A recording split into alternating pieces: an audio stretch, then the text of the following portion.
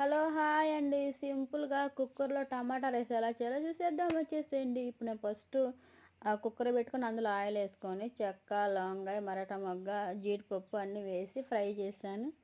అది ఫ్రై అయిన తర్వాత ఒక పెద్ద ఉల్లిపాయి, 2 పచ్చిమిర్చి తీసుకున్నాను. అది కూడా వేసేసాను. అల్లం వెల్లుల్లి పేస్ట్ దంచింది వేసాను.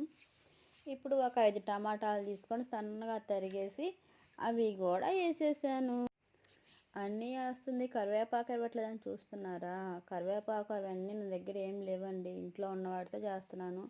ఒక పక్క గుడ్లు ఉడుకుతున్నాయి చూడండి. ఇప్పుడు ఉప్పు, కారం, పసుపు కూడా వేసాను.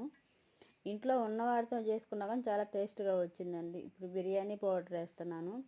ఈ బిర్యానీ పౌడర్ వేయండి చాలా టేస్ట్‌గా ఉంటుందో చూపిస్తున్నా చూడండి. ఇప్పుడు నేను 1:30 బియ్యం తీసుకున్నాను. 2:30 వాటర్ వేసాను. కొలత అయితే కరెక్ట్‌గా వచ్చిందండి నాకు. మీరు కూడా ట్రై చేయండి. చాలా బాగా వచ్చింది. ఇప్పుడు ఒక 5 నిమిషాల కంటే ముందు నానబెట్టుకున్న బియ్యం వేసాను. అది వేసేసి అందులో గుడ్లు చిన్న చిన్న డాట్స్ పెట్టుకోవాలి ఉడకబెట్టిన గుడ్లకి. అవి కూడా అందులో వేసేసాను. వేసేసి ఇప్పుడు మూత పెట్టుకొని 3 విజిల్స్ రానివ్వాలండి.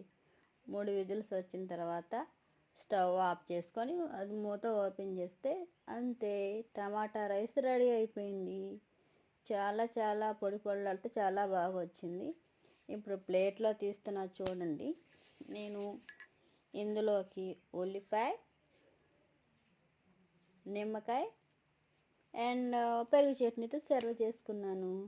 చూడండి, మీకు వీడియో నచ్చితే కామెంట్ అండ్ షేర్ చేయండి. ఈ రెసిపీ చాలా బాగా వచ్చింది. మీరు కూడా ట్రై చేసి ఎలా ఉందో నాకు కామెంట్ చేయండి. బాయ్.